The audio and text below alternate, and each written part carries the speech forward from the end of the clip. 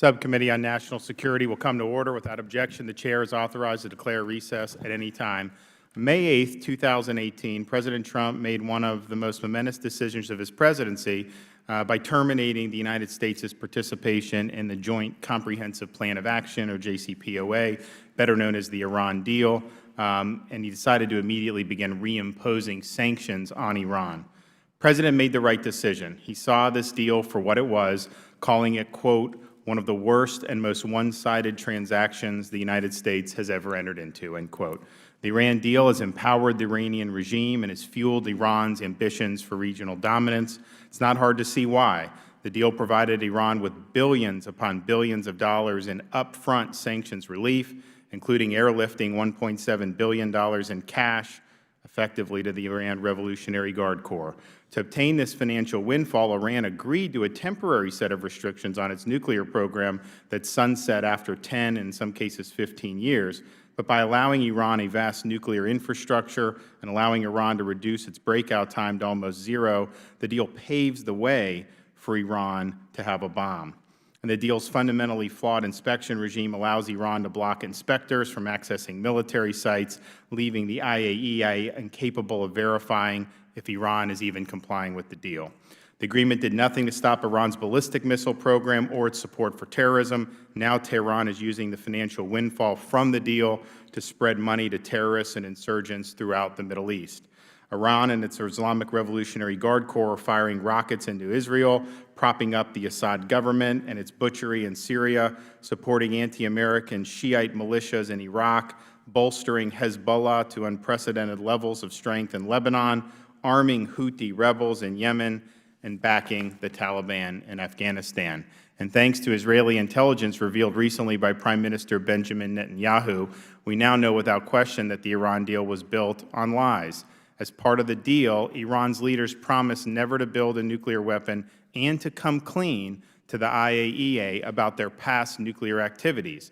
Iran's Foreign Minister Javad Zarif said Iran, quote, didn't have any program to develop nuclear weapons and considered them, quote, both irrational as well as immoral, end quote. But the documents obtained by Israel prove that Iran had a nuclear weapons program, that Iran brazenly lied by denying it, and that even after entering the JCPOA, Iran kept a secret archive of tens of thousands of files on its nuclear weapons program. Now, when the Iran deal was first announced, President Obama's advisor, Ben Rhodes, drew on his MFA in writing to create a, quote, echo chamber of false narratives to try to sell the agreement. And despite overwhelming evidence that the deal wasn't working and Iran was acting in bad faith, the foreign policy establishment and the enablers in the press are again spinning a web of deception to try to undermine President Trump's decision. They claim, his critics, that he, quote, violated the JCPOA by withdrawing. In reality, the Obama State Department admitted in a letter to then Congressman Mike Pompeo that, quote, the JCPOA is not a treaty or an executive agreement and is not a signed document. The JCPOA reflects political commitments between Iran, the P5+1, and the EU. The deal would never have been ratified as a binding treaty because it was opposed by bipartisan majorities of both the House and Senate, including Senator Chuck Schumer and the Democratic ranking members of the House Foreign Affairs Committee and Senate Foreign Relations Committee. The Iran deal was effectively a non-binding commitment between President Obama and Ayatollah Khamenei, which imposes no obligation upon a successor president to follow it. As Harvard's Jack Goldsmith writes, you don't get to make an enormously consequential international deal in the face of opposition from Congress and from the public, I might add, and skirt the need for congressional consent by making the agreement non-binding under domestic and international law, and then complain about a subsequent withdrawal, end quote. President Trump's opponents claim his decision was reckless and leaves America isolated. The truth is that the administration conducted a lengthy review of the JCPOA, held extensive negotiations with European allies to try to correct its many flaws, and set a clear deadline for results. Now, Secretary Pompeo has presented a new strategy in which he specified the conditions for a new agreement including a complete stop to uranium enrichment, a full accounting of past nuclear activities, unqualified access for IAEA inspectors, halting ballistic missile activity, ending support for terrorism, and releasing all hostages. The door remains open for Europe to work with the U.S. to reach a better deal that addresses these issues, but instead of reaping the spoils of the sanctions relief, Iran will now face unprecedented financial pressure from U.S. sanctions, and companies around the globe will have to decide whether they would rather do business with the world's biggest economy or the world's largest state sponsor of terrorism. In contrast to the narrative that withdrawing from the deal leaves America isolated, many countries in the Middle East strongly support President Trump's approach, including Israel, Saudi Arabia, the UAE, and Bahrain. They're the ones who are most at risk from Iranian misconduct. By ending U.S. participation in the Iran deal, President Trump demonstrated that American strength and leadership are back again. We should all be thankful that the President kept his word. He campaigned on this being a bad deal, said he would terminate it if they couldn't get better terms, and he followed through on that. And I'd also like to point out, since I did these remarks, there's been reports about whether or not Iran was in fact able to access the U.S. financial system. That was supposed to be a no-go. We had testimony during the pendency and when the deal was agreed to from the Obama administration saying that that was not going to happen. This committee obviously is going to want to investigate what happened there, because that is a really big deal. But I thank the witnesses for being here. I look forward to your testimony. And it's my pleasure, in lieu of my friend from Massachusetts, to recognize for his opening statement my friend from Vermont, Mr. Lynch.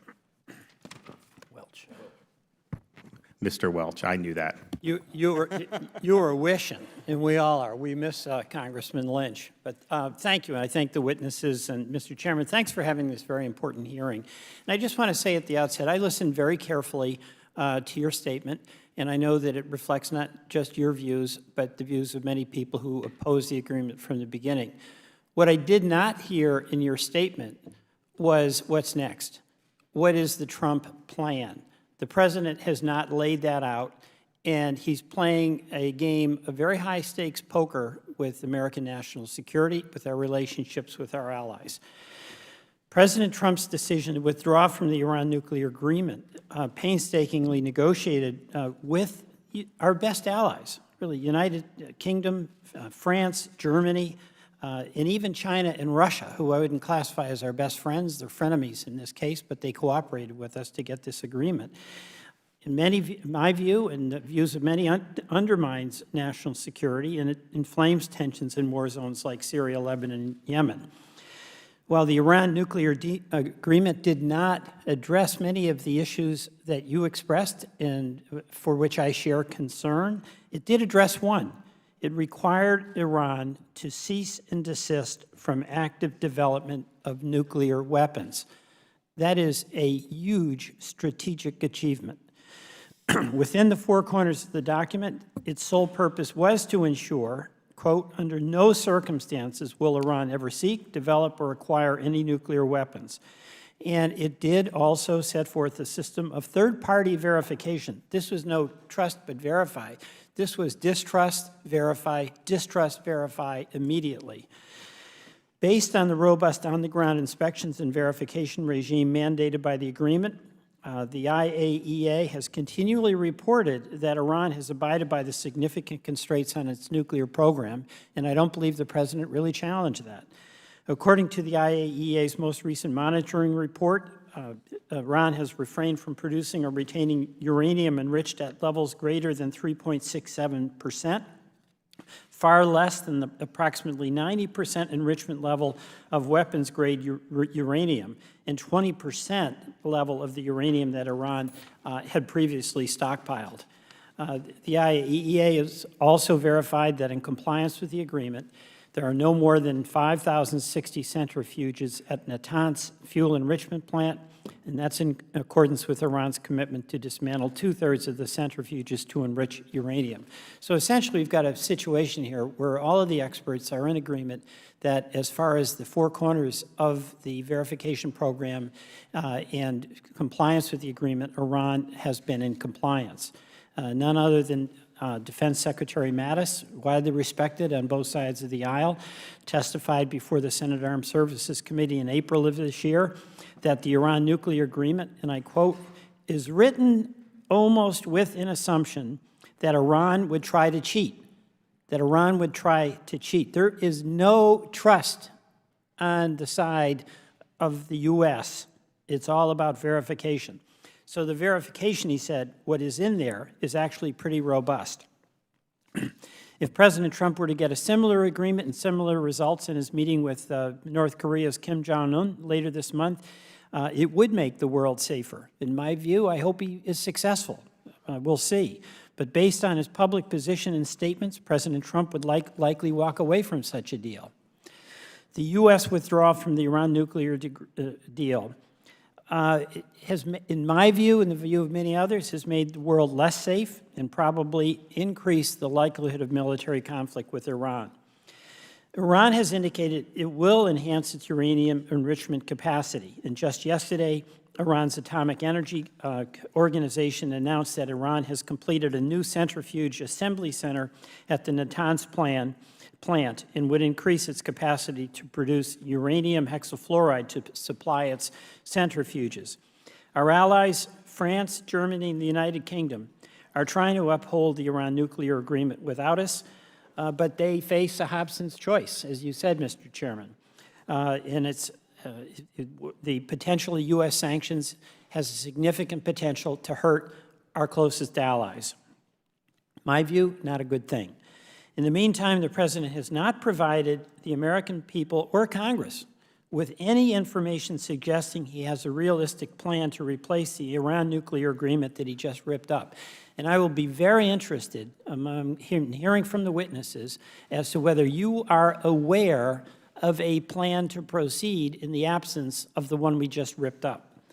However, the words and actions of his closest advisors, President Trump's closest advisors, give us a clue as to the President's ultimate goal, and it's a fair question: regime change. In January 2018, prior to becoming the President's national security advisor, Mr. Bolton, during an interview on Fox News, said that, quote, our goal should be regime change in Iran. That's what he said.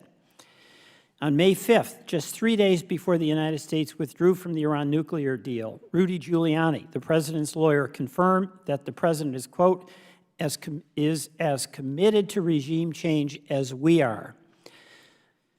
If regime change is the intended goal of the Trump administration, I will give them this. That's a clear policy. Reckless, but clear. Is that their policy? And I'd be interested in hearing from witnesses as to your view on that. It's imperative that the administration change its direction and work with Congress, along with our European partners, to mitigate the very destabilizing consequences of our withdrawal from the Iran nuclear agreement. I thank the witnesses and look forward to your testimony. Thank you, Mr. Chairman. Thank the gentleman from Vermont. I'm pleased to introduce our witnesses today. We have Rich Goldberg, Senior Advisor at the Foundation for Defense of Democracies. We got David Albright, President of the Institute for Science and International Security. Michael Pregent, Senior Fellow at the Hudson Institute. Dr. Jim Walsh, Senior Research Associate at MIT's Security Studies Program. And Dr. Michael Rubin, Resident Scholar at the American Enterprise Institute. Welcome to you all. Pursuant to committee rules, all witnesses will be sworn in before they testify. So if you can please rise and raise your right hand. Do you solemnly swear or affirm the testimony you're about to give is the truth, whole truth, and nothing but the truth, so help you God? Okay, please be seated. All witnesses answered in the affirmative. In order to allow time for discussion, please limit your testimony to 5 minutes. Your entire written statement will be made a part of the record. As a reminder, the clock in front of you shows your remaining time. The light will turn yellow when you have 30 seconds left and red when your time is up. If you hear me banging this a little softly, that means wrap it up. Please also remember to press the button to turn on your microphone before speaking. And with that, I will recognize Mr. Goldberg for 5 minutes. Mr. Chairman, Mr. Ranking Member, thank you so much. I'm really honored to be here. It was just a few years ago that I was sitting behind the dais, behind members, advising them on how to grill people like me. So go easy. I'll start off basically summarizing my initial remarks, and I'd really like to get to recommendations. But I'll say this. For many, many years, we worked in an incredibly bipartisan way to advance Iran policy in the Congress, in the House and the Senate. Bills moved in overwhelmingly bipartisan fashion to not only stop the pursuit of nuclear weapons by the Islamic Republic, but to help the people of Iran pursue human rights, dignity, democracy inside their country, to ensure that Iran no longer was a state sponsor of terror, and to defend our allies from Iran's proliferation, from their missile development, and from their terrorism. The idea that this has become very partisan and that things that I might say or that others might say during the hearing become partisan is a more recent phenomenon. And it is my hope that in this post-JCPOA environment, while it might take a little time, that we find ways to come together bipartisanly to move things forward for the good of the American people, for our country, and for our allies. As to the JCPOA, I'd say that the JCPOA, the decision to move away from the Iran deal, to withdraw by the president, was both legally justified and necessary from a national security perspective. Legally justified, Mr. Chairman, you summarized it well. Many legal scholars at the time made it very clear that the JCPOA was a political commitment, not an executive agreement, certainly not a treaty. A political commitment is politically binding, but not legally binding. This was confirmed just a couple weeks ago on a panel where Jake Sullivan was speaking, a former senior official during the previous administration and a key member of the negotiating team that led to the JCPOA. Now, some might say, well, that's true, but there was a UN Security Council resolution 2231 that referenced the JCPOA and therefore made this international law, made this legally binding for the United States. That, again, is not true. If you really read the resolution, and this was noted at the time, again, by many legal scholars I note in my testimony, it uses words like endorses, urges, calls upon. These are non-binding words for the UN Security Council. Truly, the only thing that was very proactive in its one of its clauses, number 27, it decides, that is, the Council decides, that the JCPOA is not a matter of international law. And so this is a political commitment. You might disagree with the decision of the president to withdraw, but from a legal perspective, domestically and internationally, this was simply a political commitment. And when we have a change in leadership in our democracy, many times we see a change in our policies. If you recall back in 2009, when President Obama, in his first year in office, decided to change our foreign policy, our national security policy, with respect to European allies, Poland and the Czech Republic. Just the previous year, his predecessor, President Bush, had signed executive agreements with those two countries. Those two countries had staked their politics domestically and a lot of their security risks on a strategy for missile defense in Europe. President Obama came in, his team had a different direction that he wanted to pursue, and they did so. They withdrew from an executive agreement, something that had carried more weight than the JCPOA. Now, at the time, Brussels wasn't screaming and protesting. There weren't EU Council resolutions deciding how do we stop the Obama administration from changing the missile defense policy of Europe. There was outcry for Republicans in the Congress. I remember there were attempts in appropriations and in armed services to pass amendments to stop what President Obama was doing. Republicans did not hold the majority at the time. Those efforts failed, and we moved on. And we moved on together, and together we've continued to do as best we can in bipartisan efforts on missile defense. From a national security perspective, the JCPOA failed in many ways, well beyond those that we talk about. We talk about the three elements that were the elements that the president was trying to negotiate with the E3, the so-called fix to the JCPOA. We talk about the fact that the agreement never covered ballistic missiles, the delivery systems to carry nuclear weapons. How do you have an agreement that is supposed to stop the advancement of a nuclear weapons program without covering ballistic missiles? We've talked about that ad nauseum. We've talked about the sunsets. Mr. Chairman, you referenced them, temporary restrictions on Iran's nuclear program. We gave away our toughest sanctions for, in some cases, temporary restrictions on the nuclear program. And of course, as my colleague to the left of me will probably touch on, or could, he's written extensively on it. We've talked about the lack of inspections in military sites, the inability by the IAEA to verify Section T of the agreement that has to do with weaponization activities. That even though that, as Mr. Ranking Member, you referenced, the IAEA would say that on the technical levels of some of the concessions that Iran made, Iran was in agreement with those, was in compliance. He could not say with confidence that the IAEA was capable of verifying Section T. That was an issue that Ambassador Haley had raised several times. But those three issues, though they were the bulk of what was being negotiated between the United States and the E3, that wasn't the fundamental flaw of the deal. The fundamental flaw was that we are handcuffed ourselves from dealing in a non-military way with all of the rest of Iran's illicit activities. The idea that we were allowed to impose non-nuclear sanctions, that nothing in the deal would prohibit us from imposing non-nuclear sanctions, was a myth. Think about it. The banks that were helping Bashar al-Assad loan money, credit lines, never were we allowed to impose sanctions on them again. They were in Annex 2 of the JCPOA. Total immunity for Iranian banks to finance Bashar al-Assad. Total immunity for Iran to finance Hezbollah and continue the war in Syria. Total immunity for Iran to set up bases in Syria and Lebanon and to start converting rockets of Hezbollah into precision-guided munitions to target our allies in Israel. Total immunity to continue to arm the Houthis in Yemen with ballistic missiles that could target Saudi Arabia or even commercial merchant vessels that are transiting. This was really the fatal flaw. We handcuffed ourselves because to do any of these sort of non-nuclear sanctions, to touch Annex 2, the Europeans would say would drive the Iranians out of the deal.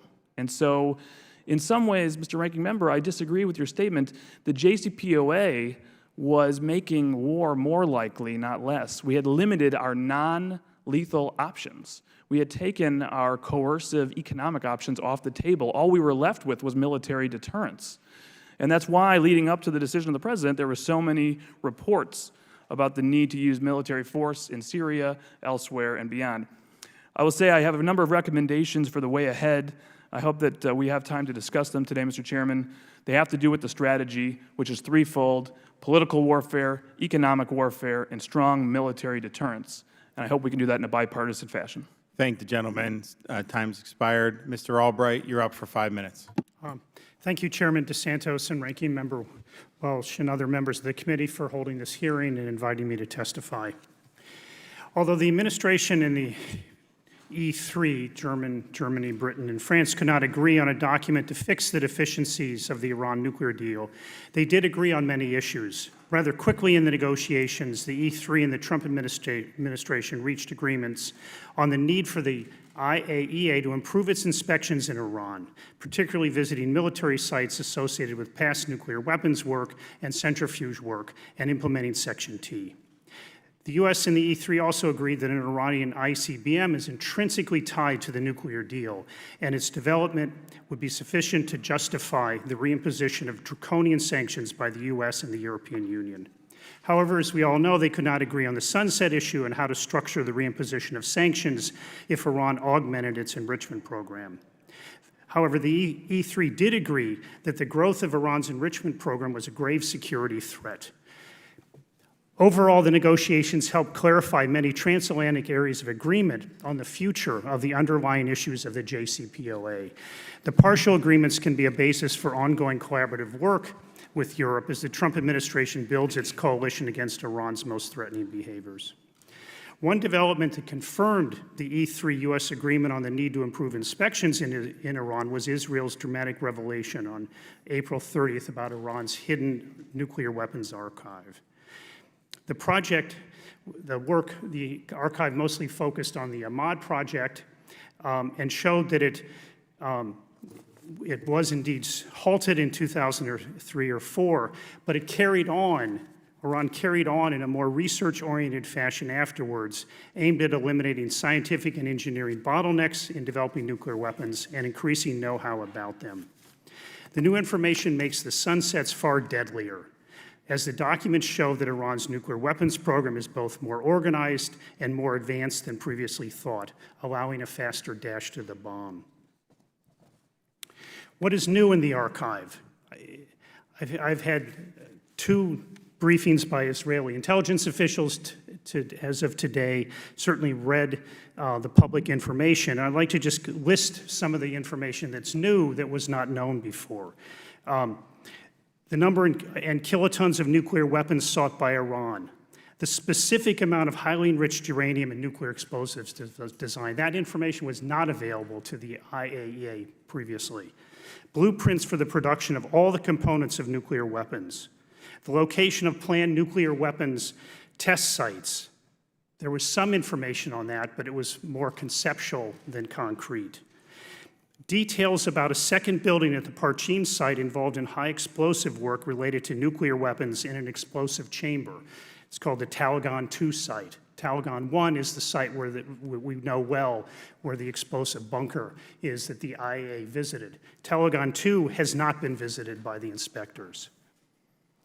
There's much more detail about Iran's massive work on uranium metallurgy, including ample evidence of Iran having all the equipment for all the work needed in a nuclear weapons uranium metallurgy program. The information also shows that Iran made all the uranium metal components with surrogate materials. Iran did do small-scale uranium processing for a neutron initiator for a nuclear weapon. That was also not known. There's now direct evidence that the secret Fordow enrichment site, which was exposed in 2009, was being built to make weapon-grade uranium. There's an image of a device to assemble the central core of a nuclear explosive using a surrogate metal material, but to actually, and the Netanyahu briefing showed an animation of that. Subsequently, the Israelis, investigating the archive, found a picture of the actual assembly device. There's additional equipment that Iran must potentially declare under Section T of the Iran nuclear deal, and I could go on. And I'm only representing a small fraction of the information in there because much of the information would be considered highly classified and not subject to public release by myself and certainly not by the Israelis. And so the new information adds most of the missing pieces to the puzzle of Iran's past nuclear weapons program and raises troubling assessments about Iran's intention to use this archive to build nuclear weapons in the future. The conditions of the existence of this archive and the extent of the information in it suggests that Iran has been violating the JCPOA and the spirit of the Nuclear Non-Proliferation Treaty. Under the NPT, Iran should be rigorously challenged why it possesses and maintains such an archive while simultaneously refusing to allow the IAEA to visit military sites and personnel named in the archive. The new information makes it more urgent to fix IAEA inspections in Iran, even if the JCPOA falters. Iran is still a signatory to the Non-Proliferation Treaty, and its Comprehensive Safeguards Agreement requires Iran to cooperate with the IAEA over determining whether its program is purely peaceful. The United States should work with its allies, and I think they'd find willing partners in Europe to raise the issue of Iran's past and possibly ongoing nuclear weapons program at the IAEA Board of Governors. The new information argues for putting much more pressure on Iran to allow the IAEA to do its job under both the JCPOA and the Comprehensive Safeguards Agreement. If Iran refuses, then the JCPOA should be discarded by all, and the world should unite and return to a pressure campaign, including the reimposition of all sanctions. Thank you. I'm sorry for going over. Thank the gentleman. Chair now recognizes Mr. Pregent for 5 minutes. Thank you. Chairman DeSantis, Ranking Member Welch, and distinguished members of the Subcommittee on National Security, on behalf of the Hudson Institute, I'm honored to testify before you today. Just want to say up front, there would be an Iran deal in place today if the Iranian regime wasn't so blatant in its violations of existing UN Security Council resolutions, violations fueled by the JCPOA. There would still be an Iran deal in place today if the regime hadn't continued and accelerated its illegal ballistic missile program, a violation of existing UN Security Council resolutions. There would still be an Iran deal in place if the regime didn't use commercial aircraft to deploy Islamic Revolutionary Guard Corps Quds Force advisors and its militias to Syria, another violation of existing UN Security Council resolutions. There would still be an Iran deal in place today if the regime stopped providing funds and lethal aid to Hamas, the Houthis, and Hezbollah, again, a violation. There would still be an Iran deal in place today if the regime hadn't empowered and increased the lethal and financial aid to existing IRGC Quds Force militias and created new ones that threaten Americans in Iraq and Syria. The regime's malign activities are the reason the JCPOA is no longer in place. The regime's actions continuously demonstrated a willingness to cheat out in the open on existing UN Security Council resolutions, while defenders of the regime and defenders of the Iran deal said they were complying in the shadows with the JCPOA. We would have to believe that the regime is good when no one is looking and somehow dismiss its cheating behavior on the international stage and disregard it as an indicator of the regime's actual intentions. Critics will argue that the Iran deal was not meant to curb Iran's regional destabilizing activities and that it was simply an arms control agreement. The problem with that argument is Iran saw the Iran deal as a vehicle to reactivate its destabilizing terror logistics and operations networks. The JCPOA giveaways and Annex II that Rich mentioned enabled, fueled, and allowed the regime to accelerate its destabilizing activities. Annex II delisted banks that fund terrorism. Annex II delisted shipping lines that moved weapons to terrorist organizations. Annex II delisted Qasem Soleimani and other individuals that train, arm, and direct terrorist groups and build new terrorist organizations. Critics of the JCPOA were not surprised to see the regime step up its destabilizing activities. All you had to do is look at Annex II and see what the regime asked for and received. The regime saw the Iran deal as a way to fuel its regional destabilizing strategy, become an economic powerhouse, become the premier conventional military threat in the Middle East, and at the end of the sunset clauses, become a weaponized nuclear power. Critics argue that walking away from the Iran deal will cause Iran to increase its destabilizing activities and rush to a bomb. Not only did the regime increase its activities under the protections of the Iran deal, it expanded its reach into Lebanon, Bahrain, Yemen, and cemented its reach and influence in Iraq and Syria. Iran has been doing for years what critics say the regime will do if the U.S. walked away from the JCPOA. Iran became more dangerous under the protections of the JCPOA. Since the implementation of the JCPOA, the IRGC Quds Force has amassed upwards of 50,000 militia members in Syria from Lebanon, Iraq, and Afghanistan. They're there at the direction of the IRGC Quds Force to shore up Assad and threaten the U.S. and Israel. Iran has increased Hezbollah's capability to target Israel with more advanced and precision-guided rockets and missiles. Hezbollah is now operating at the brigade level. They're able to do combined operations in this theater because of the IRGC Quds Force. The IRGC Quds Force, along with Lebanese Hezbollah, have introduced lethal capabilities to the Houthis in Yemen that threaten international shipping lanes and Saudi Arabia with missile and rocket attacks. Iran has increased funding and lethal capabilities of IRGC Quds Force militias that have killed Americans in the past and pledged to do so again. Since the implementation of the JCPOA in 2015, the IRGC Quds Force has created additional militias, ones that are being sanctioned now by the House and by the Senate, Kitab Imam Ali and Harakat Nujaba. The IRGC has increased lethal aid to the Taliban in Afghanistan and is behind fomenting internal sectarian divisions with U.S. Arab allies. The IRGC is fomenting sectarian strife in the Shia enclaves of Saudi Arabia and Bahrain. And if Iran rushes to a bomb, they lose Europe, they lose Russia, they simply lose. Russia will not tolerate a nuclear regime on its border. The U.S., Israel, and our Sunni regional allies will not allow Iran to rush to the bomb. But wait, in the preamble of the JCPOA, you have to go down 3 sections, and you'll see this promise by Iran. Iran reaffirms that under no circumstances will Iran ever seek, develop, or acquire any nuclear weapon. So basically, you just have to go to the preamble, 3 references down, to see that the Iran deal itself was based on a lie. Iran's currency has lost 60% of its value since 2015 in the JCPOA because they squandered the windfall of cash to promote destabilizing activities instead of focusing on its economy. Critics argue that Europe will pick Iran over the United States. Every day we see European banks and businesses withdrawing from deals with the regime. It's simple. They're picking a $20 trillion economy over a shrinking $400 billion economy. Iran is now asking for more concessions and promises of investment from Europe to no avail, without making any concessions on its ballistic missiles, sunset clauses, and adventurism.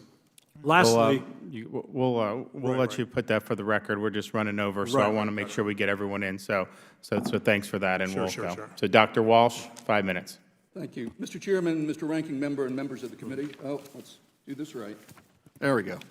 Mr. Chairman, Mr. Ranking Member, and members of the committee, it's an honor to appear again before your committee. In written testimony, I address a number of different issues, including the ones raised by my colleagues. But in oral testimony, I want to focus on the negative consequences of violating the agreement for U.S. national security and America's standing in the world. My summary judgment is the JCPOA successfully addressed the single most important American national security interest in the Gulf, namely preventing Iran from acquiring nuclear weapons. By violating the agreement and having no real strategy to replace it, the administration has increased the risk of nuclear proliferation in the Middle East, raised the probability of military conflict between the U.S. and Iran, undermined America's single most important national security alliance, and likely worsened the very problems the administration said it was trying to solve: Iran's regional activities, its ballistic program, missile program, etc.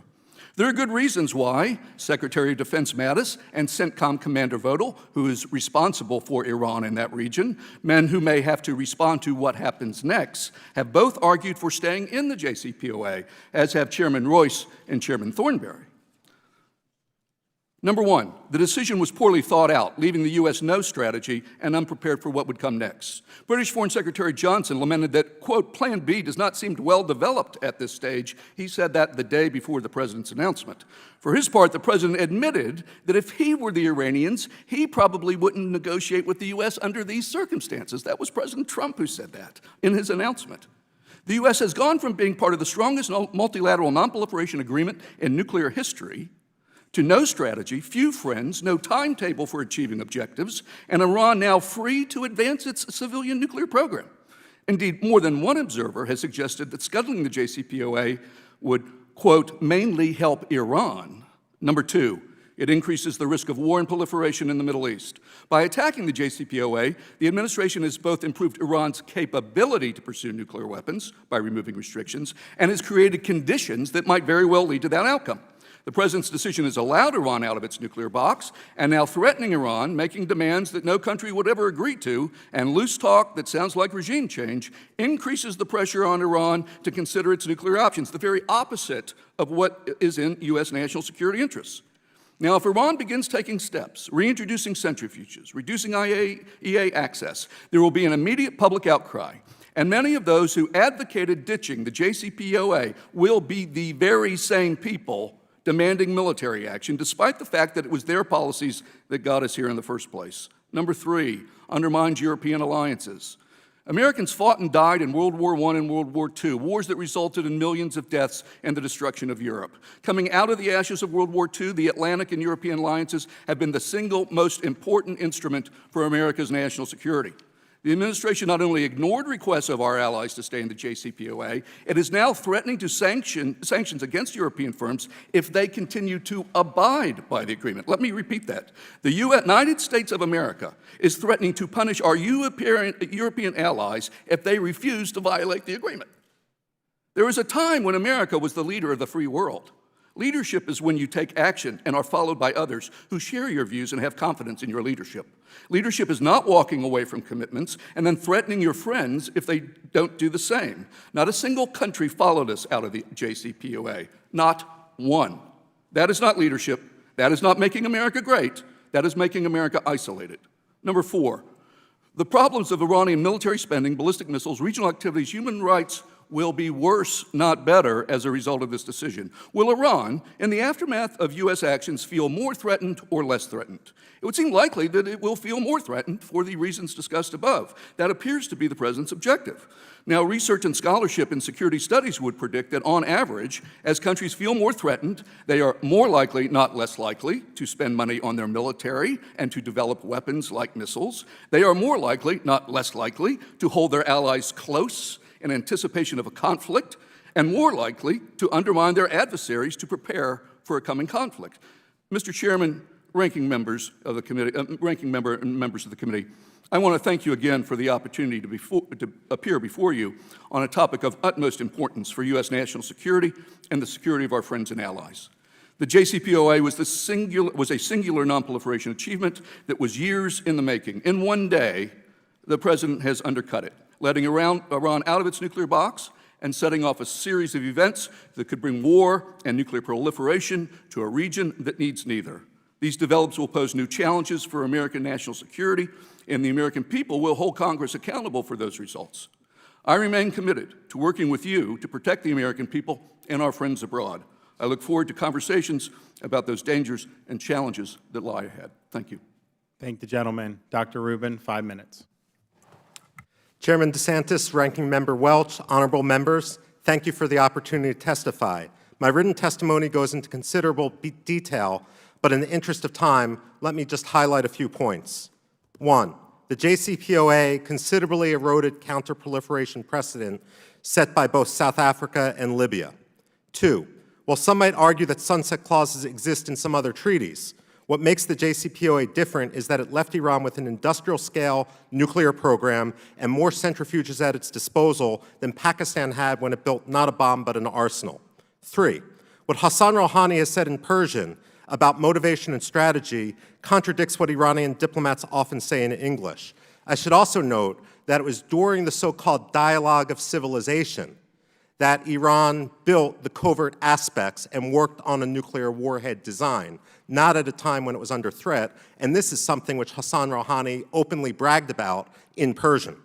The JCPOA was never meant to be a get-out-of-jail-free card on other Iranian malfeasance. It is the sense of impunity in Tehran that has sparked Iranian aggression and heightened the risk of war. There are 3 major components to a nuclear weapons program: enrichment, warhead design, and delivery. UN Security Council Resolution 2231 reversed precedent on ballistic missiles. It is imperative that the United States stop that program.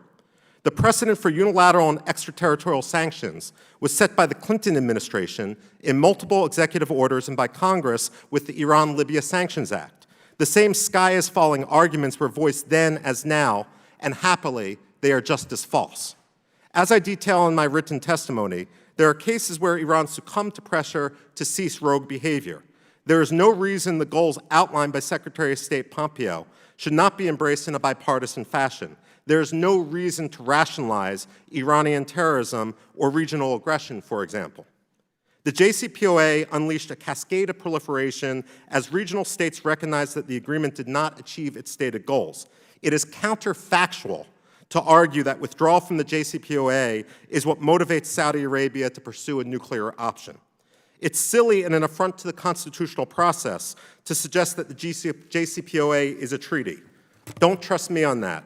Julie Freifeld, Assistant Secretary of State for Legislative Affairs under Secretary of State John Kerry, said it was unsigned and, I quote, neither a treaty nor an executive agreement. To suggest any UN Security Council resolution becomes a treaty equal to Senate ratification is dangerous, given the tendency of the UN to indulge in the basest anti-Americanism. Look, democracy is the best system out there, but the democratic process can be messy. It is misanalysis to fail to understand in a system like Israel's that some people are motivated by personal animus towards Israel's leaders and their own internal partisan battles, nor is it wise to assume that every person who has held a position is qualified to end debate. Take, for example, Danny Yatam. His tenure at the Mossad ended in 2001. Likewise, when I lived in Iran, the Iranian press constantly brought up former U.S. Attorney General Ramsey Clark's condemnations of U.S. policies. That he was a former high-level official didn't necessarily imbue him with great expert judgment. Here's the point. We can debate whether or not Trump should have walked away from the JCPOA, but regardless whether he did so or not, it would have been necessary to focus on the future and develop a strategy that confronts the challenge that Iran still poses on a number of fronts and fill the loopholes left by the JCPOA. The U.S. should not get sucked into a Riyadh versus Tehran debate, but rather should counter the ideological export of extremism, whether it comes in a Sunni form or whether it comes in a Shiite form. I should note, however, that the problem here is that both the Iranian Constitution and the founding statutes of the Islamic Revolutionary Guard Corps define the purpose of Iran to export revolution, which in a very public debate in Persian back in 2008 was concluded to mean a more violent kinetic aspect as opposed to a soft power aspect of export of revolution. Basically, it meant supporting terrorist groups. Now, when it comes to recommendations, I outline these in considerable detail as to a broader strategy, and any strategy should have diplomatic, informational, military, and economic components. But in addition to some of the technical issues in the JCPOA, we could do much more, for example, to support independent trade union movements inside Iran. I do think the Bush administration missed a Lech Walesa moment back in 2005 when Iranian bus drivers created the first independent trade union there. We could also invest a great deal in anti-censorship technologies, which Tiananmen Square refugees have created, and we can remove U.S. aircraft carriers from the Persian Gulf to make them invulnerable to Iranian swarming small boats, while at the same time maintaining the ability to reach out at Iran should they engage in hostile behavior. And with that, let me thank you. I thank the gentleman. Chair now recognizes himself for 5 minutes. Is there any disagreement? I mean, maybe perhaps Dr. Walsh, but the rest of the witnesses, do you all agree that regardless of whether you think the President should have withdrawn or not, that it was not binding on him, it was not a treaty, it was not U.S. law, and effectively it was a political agreement that he could withdraw from, correct? Yes. Yes. Doc, you don't believe that, Dr. Walsh. You think it was binding. And I don't think it was binding. I think well, because you said he violated it. So the question is, and I know you believe that it was good policy to stay in it, but do you have a qualm with us saying, look, he had the right to do it. We live in a representative government. We have a treaty provision. We have executive agreements that could be read. That choice was not taken. And when you live by that sword, you die by that sword. First, Mr. Chairman, let me say that when I testified last time, I hope you got the message I passed on to your staff, which I very much appreciated in these difficult times, how I was treated in our last hearing, and sure. really looked forward to returning. I would say a couple of things very briefly. If you ignore the UN Security Council resolution part about that, and then we can have a legal argument about that. If we ignore that part, which I'm willing to do, I would say, sure, there's a difference between a treaty and a political agreement. Okay. But we've done a lot. You know, PSI was a similar agreement. Well, look, I get that. Well, I'm going to probe you a little bit about that, but I just want to lay that out there because there was a lot of criticism saying, "Oh my gosh, we're violating an agreement." The U.S. is. It was not an agreement that was binding. We had that debate in Congress. It should have been submitted as a treaty. At a minimum, it should have been an executive agreement. It wasn't. Let me ask you this, Dr. Walsh.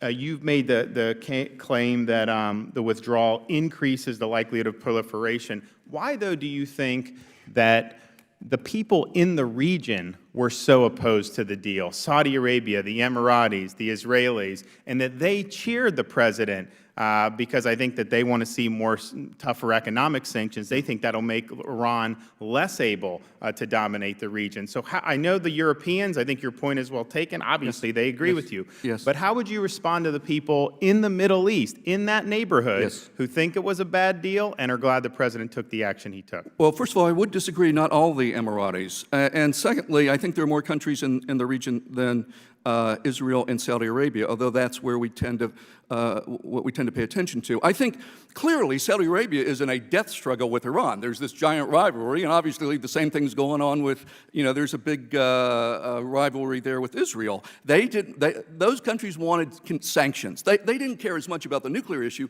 as weakening Iran, making it as weak as possible and as vulnerable as possible. And I understand that as a strategy, but the other states in the region, Europe, us, the rest of the world, the international community, all thought it would be, despite Israel's and Saudi Arabia's problems with Iran, that taking a larger view, it's not about whether they're sanctioned or not sanctioned, it's about whether they have a nuclear weapon or not. That's obviously job number one. I think they all care about that, obviously. Well, Dr. Room, what do you, the Middle Eastern countries, can you speak to their view of this deal and their view of the president's action? Without exception, or let me say, every moderate regime or U.S. ally was very much opposed to the Joint Conference Plan of Action. They very much resented that they were not consulted to give their expertise on closing some of the loopholes. That was a missed opportunity on the part of the previous administration. There were regimes out there, for example, the Syrian regime of Bashar al-Assad, which was much more interested and much more favorable to the JCPOA, as was some of the more harder-line Shiite elements inside the Iraqi government. Mr. Goldberg, my friend from Vermont mentioned, like regime change as if, I've not heard anyone say go in there and forcibly remove the Iranian regime. On the other hand, there are vast swaths of Iranian society that are dissatisfied with living under an Islamist tyranny. And those are people, I think, that are probably pro-Western, and that are people that we should have common cause with. So dealing with the sanctions element, cutting off the money, but then trying to empower, whether it's through social networks or other things, those people, isn't that a good policy? I mean, don't we want this regime to be weakened? It's not representative of the society, and there's people there that are trying to stand up to it, and we should have their back. Mr. Chairman, it's not just good policy, it's U.S. policy as voted on by bipartisan majorities in both chambers over many years. We have legislation and law, we have sense of Congress language, we have sanctions for these issues, we have funding for these issues in the appropriations committees. This has been our policy. The term regime change has become a loaded political term. Let's just get that out of the way. We know that. This is in a post-Iraq war environment, and the words regime change are to try to get some sort of gotcha moment of, do you want to invade? Do you want this to be like the war in Iraq? There is no one, I believe, on this panel, and certainly in the administration, who is coming anywhere near such a policy. That is not the policy. We need to look more at sort of a Cold War era policy. What was the Reagan administration's victory policy, rollback policy towards the Soviets? We definitely wanted behavioral change. We wanted to roll them back throughout the world. We want to see the same sort of behavioral change out of this regime, but we will also benefit greatly if one day, internally, peacefully, the people of Iran, people who are out in the streets, the people who are screaming out for freedom, for some sort of government that represents them, that makes their lives better, a government that doesn't spend money in Syria or Yemen, but spends money on them to get them jobs and higher incomes. If that happens peacefully through our policies, that's great. That's good for U.S. That's good for our allies. My time's expired. Let me wave in with, I'd like to recognize Mr.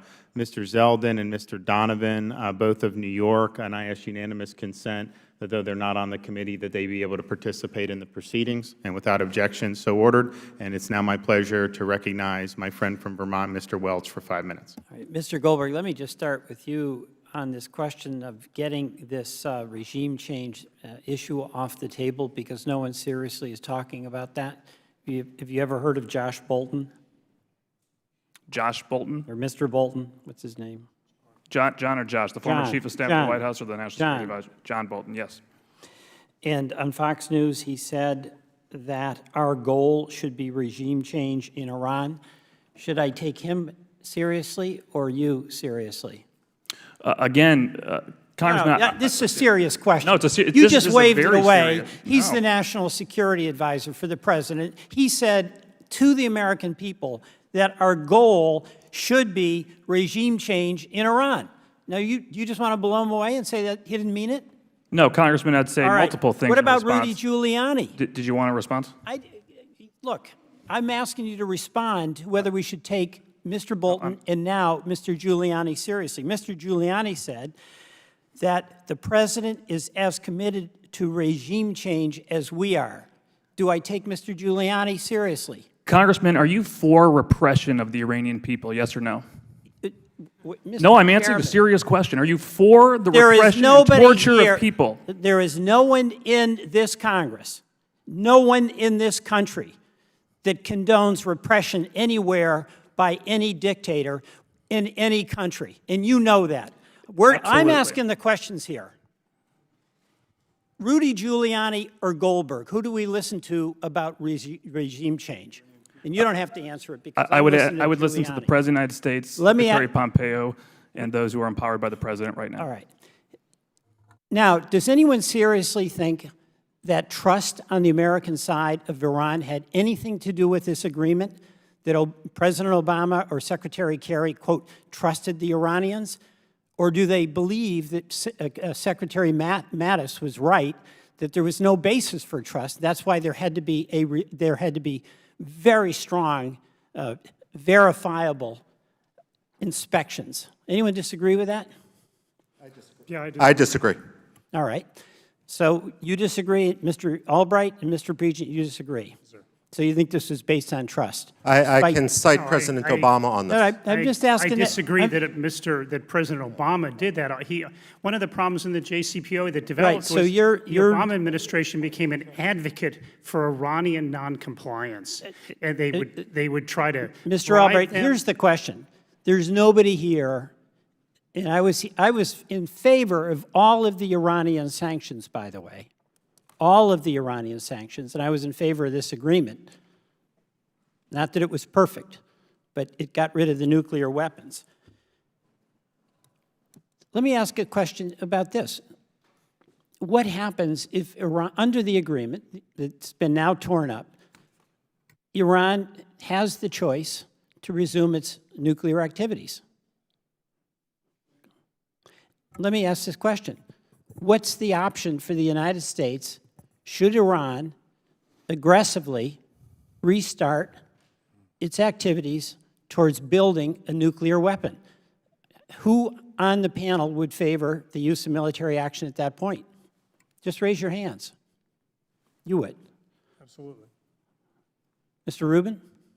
Dr. As I Rubin? detail in my written testimony, there's episodes of overwhelming pressure that has caused Iran to back down. That's what led to the release of the hostages in 1981. That's what led to the end of the Iran-Iraq war. I'll let history be the precedent on this, Mr. Ranking Member. Let me remember, the I- president himself, let me just finish a minute. The president has tweeted that it's time for change in Iran, and the Secretary of State wrote that Congress must act to change the Iranian behavior and ultimately the Iranian regime. And you, Dr. Rubin, I understand, have written that regime change is the only strategy, short of military strikes, that will deny Iran a nuclear bomb. So this question about what the implications are of a torn-up deal are not idle questions. They're real. We're heading in a different direction.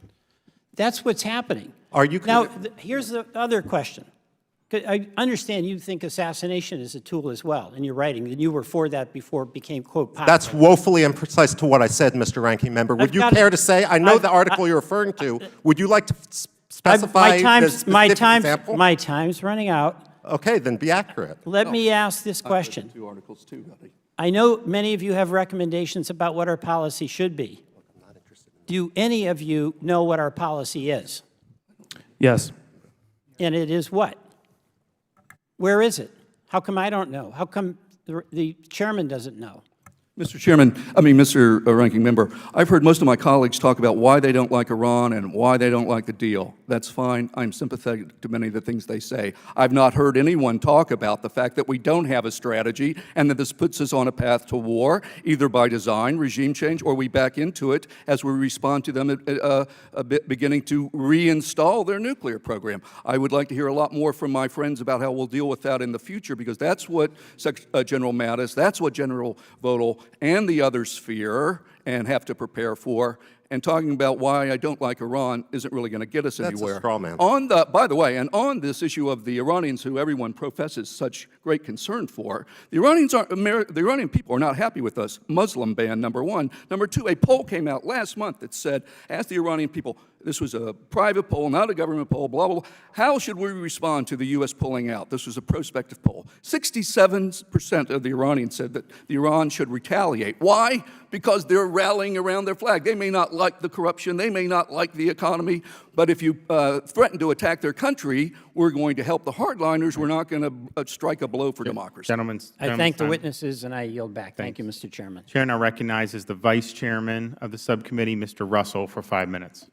Thank you, Mr. Chairman, and thank you to the witnesses for being here today. Shortly after the Iran deal was concluded, President Obama, his administration, made repeated statements that Iran would be, quote, denied access to the world's largest financial and economic markets, end quote. Secretary of the Treasury Jack Lew reinforced this policy. Another Treasury official had stated that Iran would be, quote, unable to deal in the world's most important currencies. That was Adam Zubin.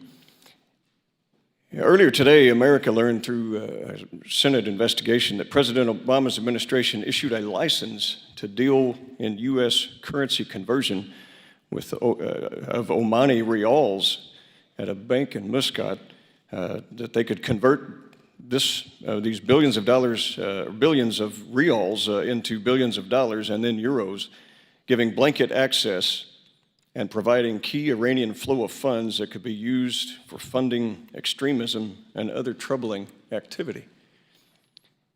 Fortunately, no U.S. bank wished to comply with such an authorization. They were fearing fallout not only in the financial industry, but they were fearing violation of current U.S. sanctions law. I guess my question, as we debate this handshake agreement that was not an agreement with the American people, it was not done through a treaty, it was not done through consent of Congress when we had bipartisan, overwhelming resistance to the Iran deal. I guess my question would be this, first to Dr. Walsh. A series of basic questions to frame up activity of Iran I think is important here. Should we curtail proliferation of terrorism or promote it?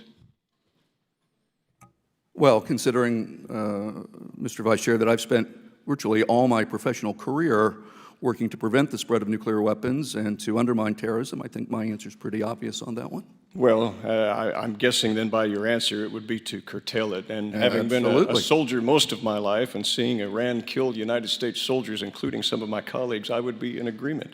As did General Mattis, who was CENTCOM commander during that period, Bet. and General Should we Vodal now. encourage nuclear cooperation with North Korea and Iran, or should we curtail that? To my knowledge, and I've testified before the Congress on this, there was missile cooperation between North Korea and Iran, but not nuclear cooperation. There are lots of media reports, but the DNI has never said it, the IAEA has never said it, Congressional Research Service has never said it, and I was unable, in a survey of 1,000 media stories, to Well, find any evidence for it. should we encourage this cooperation or deny it? We do know that with North what Korea, cooperation, I guess, is what I'm saying. North but we should- Korea, Iran, and Syria, I think that there's overwhelming evidence that there was cooperation, not only with missile Nuclear technologies. cooperation. Sure, we can talk offline. Should we strengthen the ability of the Iranian Republican Guard Corps to destabilize Iran's neighbors, or should we curtail that? Absolutely curtail it. Absolutely. Despite Section 2, which had, by the way, 52 players that I identified and put on a deck of cards.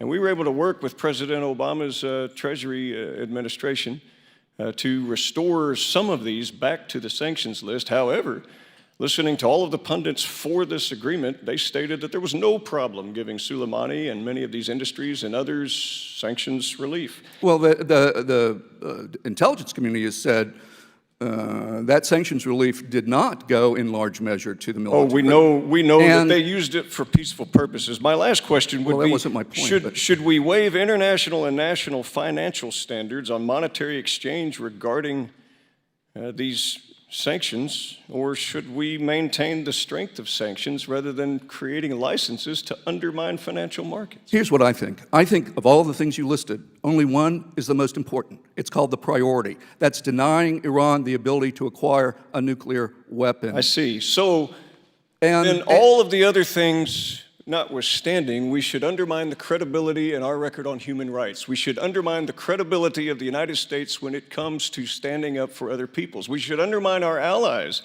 And worse, we should undermine American soldiers who have Well, we're undermining continued to allies now. see As I- things that have, if I may, reclaiming my time, one thing is crystal clear. When you make an agreement that the American people are overwhelmingly against, we're talking 60% plus, how do I know this? Just by numbers on the board through elected representatives in Congress. This was a bad deal. It made us less secure, and we hear testimony after testimony with our neighbors, our allies, and others, and yet we're led to believe that we're making the world less secure. Having the United States' credibility undermined makes the world less secure. Which is With what this that, decision does. I'm sorry, I'm out of time, and thank you, Mr. Chairman. Gentleman's Thank you. time's expired. The chair now recognizes the gentleman from Georgia, Mr. Heiss, for 5 minutes. Thank you, Mr. Chairman, and I would like to associate myself with your remarks earlier. I completely agree that President Trump made the right decision in this. The Iran deal was flawed from the start. We needed a better agreement in 2015. We need a stronger agreement now. And we cannot idly sit by while Iran continues to build up its ballistic missiles and all the things that you have mentioned here today. Dr. Rubin, let me start with you with this. What kind of threat does Hezbollah and the Islamic Revolutionary Guard pose to Israel? It poses an overwhelming threat. The Deputy Secretary of Hezbollah has said that he welcomes the opportunity for all the Jews in the world to relocate to Israel because it would save them the trouble of hunting them down and killing them elsewhere. All right, so we have a serious threat. What can the U.S. do to support Israel against this threat? The Iranian strategy, as voiced by the Islamic Revolutionary Guard Corps, tried to overwhelm Israeli missile defenses just by sheer number of missiles which are in Hezbollah or perhaps Hamas hands. The preventive action would be to continue to support the interdiction of any missiles or missile parts. When it came to the aircraft deal, I should note that Iran, if you calculate the number of seats that Iran Air has and you compare it to the Boeing and Airbus deal, Airbus and Boeing were prepared to give Iran more than 3 times the annual capacity of Iranian flights, putting them on scale of Qatar Airlines or Korean Air. So clearly it wasn't in that case about passenger safety, which is why encouraging companies to scale back aid, which could go to the Islamic Revolutionary Guard Corps, is wise if our goal is to constrain the Islamic Revolutionary Guard Corps. All right, and you mentioned the air. What about the naval aggression of Iran? What should be our role there? With regard to the naval aggression, our presence matters. Now, I differentiate between our presence in general and our aircraft carrier presence, but when President Obama, for very good reasons, talked about a pivot to Asia, what many people in the Persian Gulf heard was a pivot away from us, and so psychologically, there's a sense of abandonment among some of our GCC allies. Now, the reason I talk about taking aircraft carriers and pushing them more into the Arabian Sea is just to neutralize the threat posed by Iranian small boat swarming tactics, where they can reach us, but we can't reach where they can reach us. We can reach them from the Arabian Sea. They can't retaliate against us. So a stronger presence, be it our carriers or whatever, would that, am I hearing you saying that would be a change from the Obama administration's approach? Between 2003 and 2011, we had on average 1 carrier strike group in the Persian Gulf. Between 1991 and 2003, we had 1. Between 2003 and 2011, we had on average 2. What I'm saying is we should continue with the destroyers and cruisers and amphibian LHDs in the Persian Gulf, but the aircraft carriers should remain outside. All right, Mr. Goldberg, let me go to you. In your written testimony, you describe a maximum pressure strategy using multiple lines of effort there. What further sanctions do we need, in your opinion, and how do we know that these sanctions, financial sanctions, are working? Well, I appreciate the question, Congressman, and thank you all for your leadership on this in the past. It's going to be very important for this subcommittee and for other members to conduct oversight over our enforcement to make sure that we actually do have a maximum pressure campaign that succeeds. We need to measure this by the liquidity crisis in Iran, the access of the regime to cash, to hard dollars, to hard euros. What we saw in the lead up to the JCPOA, really the lead up to the JPOA, the interim deal, was that under the central bank sanctions, the disconnection of Iranian banks from SWIFT, the sectoral sanctions that Congress enacted, we saw enormous pressure and stress of the regime, a balance of payments crisis emerging and a liquidity crisis. Because the mullahs have so mishandled their economy, even under the sanctions relief provided by the JCPOA, the economy is already in crisis. Really, the timing of the reimposition of sanctions for a maximum pressure campaign couldn't be better. The rial is in free fall in Iran. And so as we cut off banks from doing business with Iranian banks, as we pressure SWIFT to ensure that they disconnect Iranian banks as well, as all the sanctions come back online, it's going to be very important for Congress to conduct oversight over that to make sure they're being enforced properly. So has the withdrawal of this deal had any effect on other European companies doing business with Iran? Absolutely. We've seen pretty much on a daily basis more and more companies, the large ones, getting out. You may have seen today there was a lot of news reports of oil imports from Europe going to be canceled due to our return of the oil sanctions. We've seen that the European Investment Bank, the Europeans were talking about maybe using the European Investment Bank as a replacement for private institutions to provide financing for those companies that wanted to continue in Iran. Those leaders said, you know what, we don't want any part of that. Iran is too risky, sanctions are too risky, we don't want to touch that. And I would point everyone to yesterday's speech by our Undersecretary for TFI at Treasury. She gave a great speech that really was an indictment of the Iranian regime's financial system, not because of the nuclear deal, but because of the practices, the behavior of this regime. That's why most banks and most companies don't want to do business there anyways. And now with the return of U.S. sanction, and our oversight from Congress to make sure that it's properly implemented, the Iranian regime is going to be under enormous stress.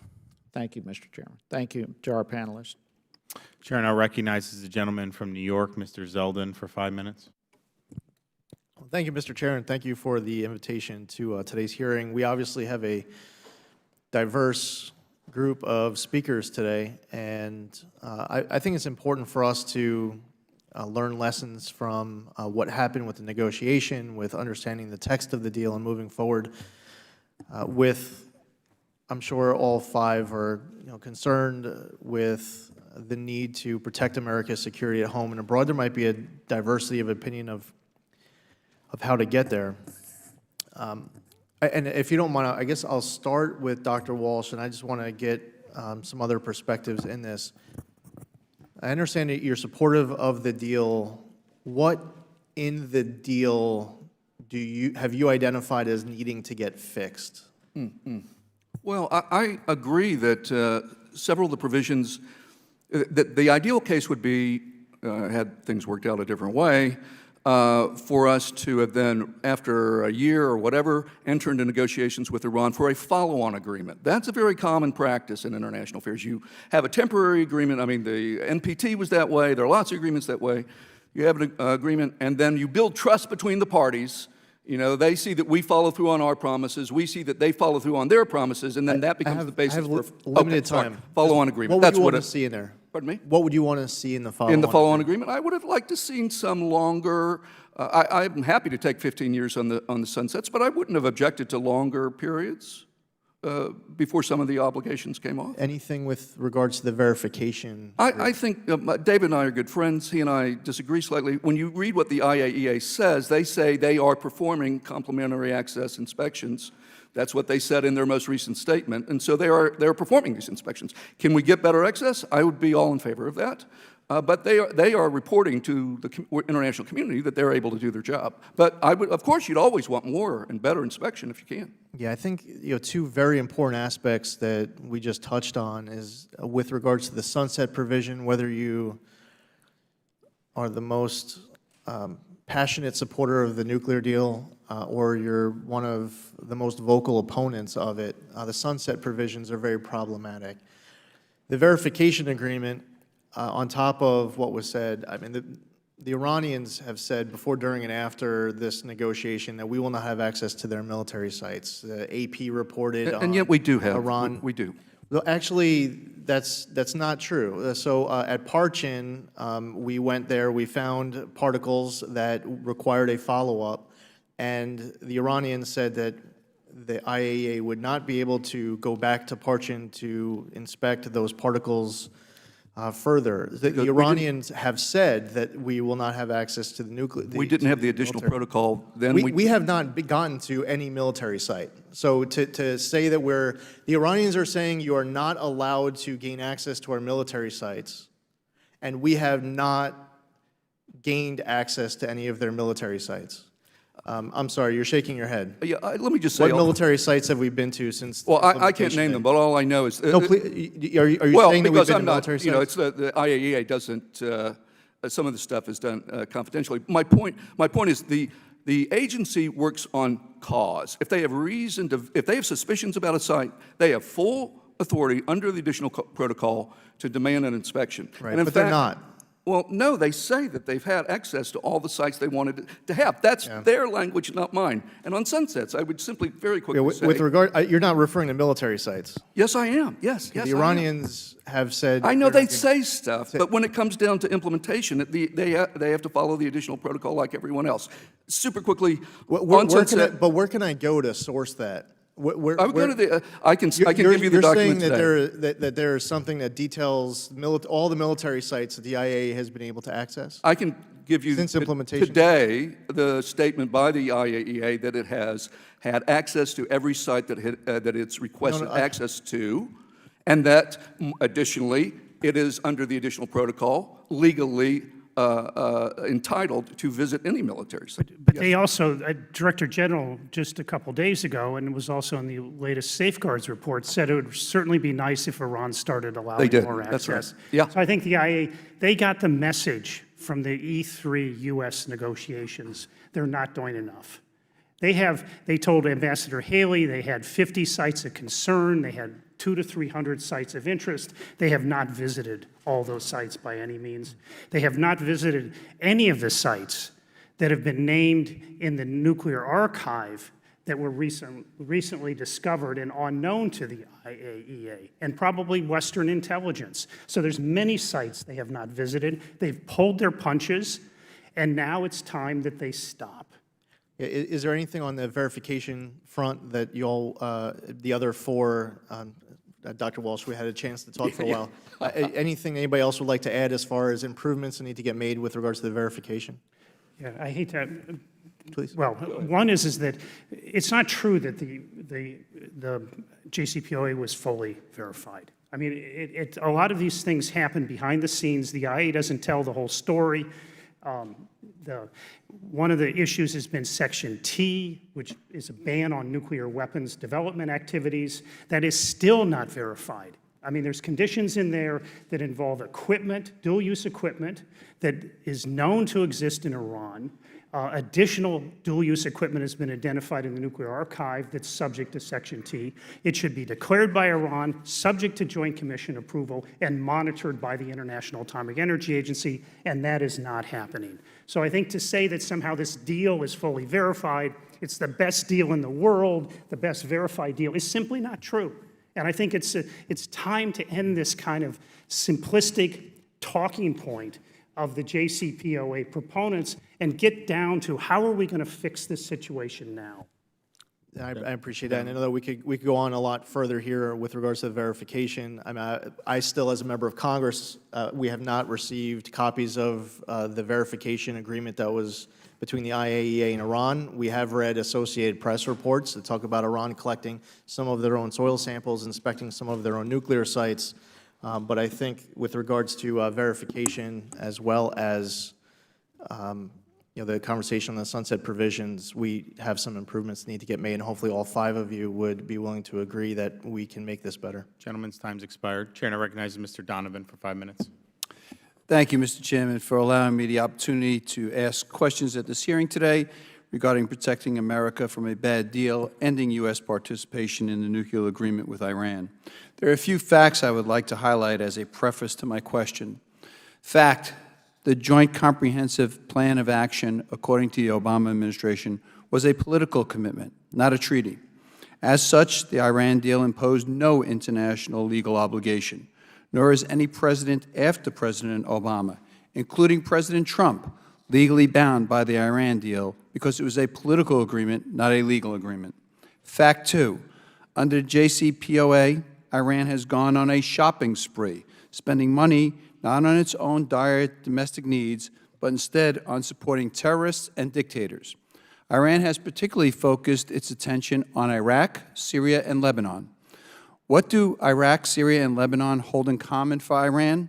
Iraq, Syria, and Lebanon together represent a geographic land bridge for Iran that gives it a clear, direct path to Israel. Fact 3, the Iran regime wants to destroy Israel. At every turn, the Iran regime has only fanned the flames of violence in the Middle East to serve its own hateful, tumultuous agenda.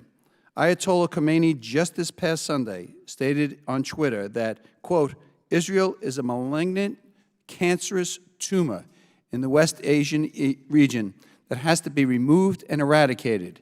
It is possible, and it will happen," end quote. President Trump's administration has laid out 12 eminently reasonable requirements for a new deal with Iran, which include Iran ending its support for terrorist organizations and ending its threat against Israel and other nations in the Middle East. There are certainly differences in our political beliefs here today. However, I, my Republican colleagues, the Trump administration, and many of my Democratic colleagues have at least one thing in common: strong support for our ally, Israel. Congressman Sarbanes stated that, quote, "Israel is one of our closest and most important allies," end quote. Congresswoman Demings said, quote, "Israel's security is essential for the future of the Jewish people and the security of the United States," end quote. Congressman Lynch stated that, quote, "The state of Israel is one of our most important allies," end quote. Congressman Engel agrees that the biggest danger in Israel's security is Iran. He stated, quote, "Today, the most serious danger Israel must confront emanates from Iran. It is simply unacceptable that a country with a history of supporting terrorism and calling for the destruction of Israel could have a nuclear weapon," end quote. Minority Leader Nancy Pelosi has noted that, quote, "There is no greater political accomplishment in the 20th century than the establishment of the State of Israel," end quote. As you can see across the aisle, we all want to see Israel survive and thrive, and agree that Iran's aspirations to annihilate Israel are not acceptable. Mr. Pritchett, given that the large bipartisan support for Israel, how does the United States withdrawing from the Iran deal enhance Israel and the United States' national security, if you may? Thank you for the question. I think what's important is to see what Russia's actually doing and not doing in Syria. Since our withdrawal from the Iran deal, we've seen Russia sit on its hands while Israel was able to conduct 4 to 6 hour airstrikes against the infrastructure that Qasem Soleimani put in place in Syria as an offensive capability against Israel. Doing that under the protections of the JCPOA. Doing that, putting those systems in place over the last 3 years. That Israeli airstrike that took place between 4 to 6 hours set back Qasem Soleimani's offensive capabilities in Syria 3 years. And it demonstrated that in a post-JCPOA world, Iran is shedding support. We're looking at what Russia is doing in Syria. We're looking at what the World Bank and the IMF are telling private sector businesses from Europe and the United States to not do business in Iraq, because that's where Iran is looking to offset U.S. sanctions by penetrating Iraqi economic sectors. Walking away from the Iran deal has actually made the Middle East less dangerous. I argue that if Iran takes an aggressive stance, if they start increasing their activities, they'll lose European support. If they rush to a bomb, they're going to lose Russian support. Russia does not want the Islamic Republic to have a nuclear weapon on its border. To your question about regime change, I would ask the Iranian people what they think about regime change. The Iranian people have said that the regime has squandered the economic benefits of the Iran deal. The $150 billion spent on adventurism, spent on destabilizing the Middle East and trying to develop an offensive capability against Israel, instead of focusing it on their domestic economy. The regime is in free fall. This began under the protections of the JCPOA. We are now out of it. Iran is in a weaker position. We now have leverage, and our European allies are going to pick the U.S., especially if Iran takes aggressive actions in the region. Thank you very much for your insight. Mr. Chairman, I yield back to the remainder of my time. Gentleman yields back. I want to thank all the witnesses for appearing before us today. Hearing record will remain open for 2 weeks for any member to submit a written opening statement or questions for the record. And if there's no further business, without objection, the subcommittee stands adjourned.